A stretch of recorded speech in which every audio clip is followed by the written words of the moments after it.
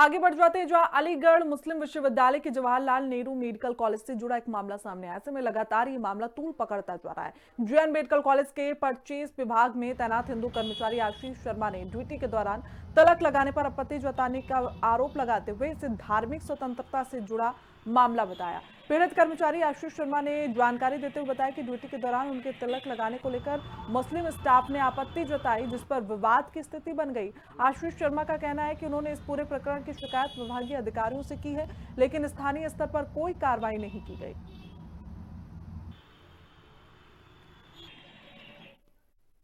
अलीगढ़ मुस्लिम university के medical college में purchase विभाग में एक कार्यरत कर्मचारी उसको तिलक लगाना भारी पड़ गया। काफ़ी समय से वाद विवाद चल रहा है। कार्रवाई न होने को लेकर के उन्होंने अलीगढ़ के अंदर होर्डिंग भी लगा दिए। किस तरह की न्याय की गुहार लगाई है, हम बात करेंगे। हमारे साथ मौजूद हैं। क्या नाम रहेगा आपका? आपके द्वारा अलीगढ़ के अंदर जिस तरह से होर्डिंग लगाए हुए हैं, किस तरह की पीड़ा, किस तरह की मांग है?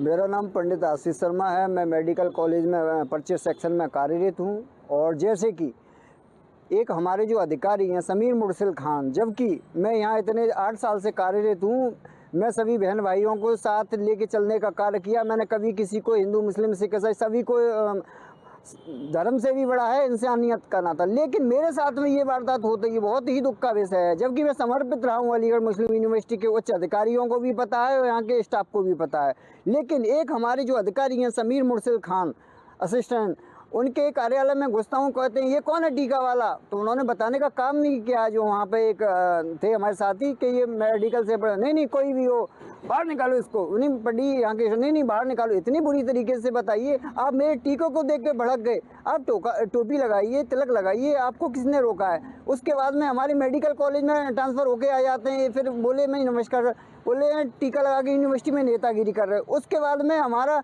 कह रहे डेली वेजरों के नेता हो गए और दिन ब दिन टीका बड़ा हो रहा है, वो मेरे टीके के पीछे पड़ गए हैं। टीका लगाना गुनाह हो गया मेरी यूनिवर्सिटी के अंदर।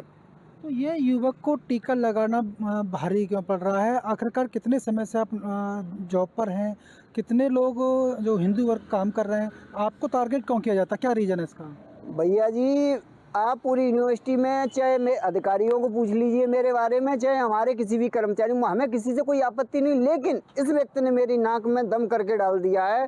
क्योंकि अब मेरे सेक्शन का अधिकारी भी नहीं, जो मेरे सेक्शन ऑफिसर हैं उनको मुझसे कोई आपत्ति नहीं है। 8 साल से बराबर टाइम से सैलरी आ रही है, रिपोर्ट जा रही है, आज तक कोई शिकायत दर्ज नहीं है 8 साल के अंदर। लेकिन इस आदमी को मेरे ट्रक पे पता नहीं तिलक लगाने पे बार बार मुझे प्रताड़ित करता रहता है और धमकियां देता रहता है। अब मैंने शिकायत दर्ज करा दी है, तो कुछ दिन पहले इन्होंने कुछ लोगों को भी भेजा कि समझौता कर लो, नहीं तो तुम्हें ठीक नहीं पड़ेगा तुम्हारे लिए, और कुछ ले दे के फैसला कर लो। तो हमने इसकी शिकायत भी की है रजिस्ट्रार साहब से। किस तरह का आश्वासन मिला है आपके लिए? जो रजिस्ट्रार साहब की शिकायत पर कितना निस्तारण हुआ है?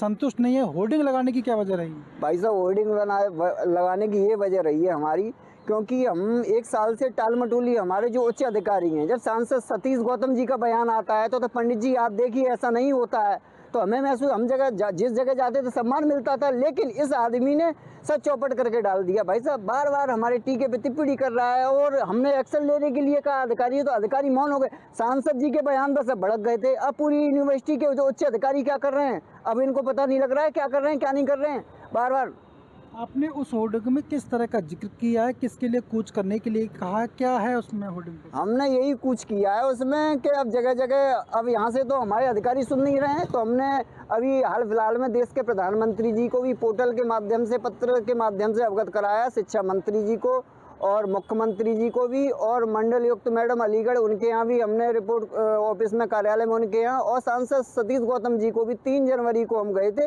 तो उनको अवगत करा के आए और पत्र भी दे के आए। क्या आश्वासन मिला? आश्वासन दिया है हम वाइस चांसलर से बात करेंगे। वाइस चांसलर से बात कीजिए सर, नहीं मेरे साथ कभी भी कोई दुर्घटना हो सकती है। जैसे अभी आपने देखा होगा, एक भाई की छोटे से मामले में उनकी गोली मार के हत्या कर दी गई, कल को मेरी भी हत्या हो जाए तो कौन लेगा जिम्मेदारी? आप ये बताइए।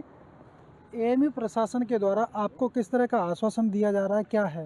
कुछ नहीं है, एक फॉर्मेलिटी के तौर पर जब हमने आग्रह किया उच्च अधिकारी, जैसे कि जो 3 उच्च अधिकारी हैं वो हमारे साथ यूनिवर्सिटी में खड़े हुए हैं, और बार बार उन्हीं के आश्वासन पर मैं रुक जाता हूँ। मुख्यमंत्री जी ने भी उस दिन मंच पे कुछ जनप्रतिनिधियों ने मुझे बुलाया था, लेकिन मैं नहीं पहुँचा। प्रॉक्टर साहब ने कह दिया कि पंडित जी हम हैं, और सब काम कराएंगे। एक फॉर्मेलिटी के तौर पे एक इंक्वायरी कराई जाती है, जबकि उनको सबूत दिखा दिए गए, उसमें फॉर्मेलिटी की गई। फॉर्मेलिटी में ये बताया गया कि मामला कुछ और है, बता टीके के मामले को क्यों छोड़िए भाई, हमारा टीका लगाना, लेकिन आश्वासन ठीक नहीं है। जांच भी समिति के द्वारा गलत की गई है, जबकि अगर जांच होती है तो उसको पहले हटाया जाता है, उसके बाद में रिकॉर्डिंग होती है। धर्म से जुड़ा हुआ मामला है भाई।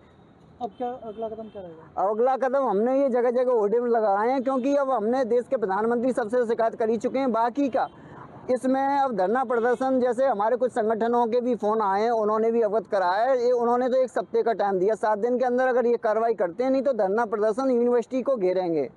तो ये थे हमारे साथ आशीष, जो अलीगढ़ मुस्लिम यूनिवर्सिटी के जीएन मेडिकल परचेज विभाग में कार्यरत हैं। इनको यूनिवर्सिटी के द्वारा 8 दिन का आश्वासन दिया गया और इनकी शिकायत का निस्तारण नहीं होता है तो अगला कदम इनको दिल्ली शिक्षा विभाग मंत्रालय से होगा। मेहंदी खबर, अलीगढ़ से नरेश प्रताप सिंह।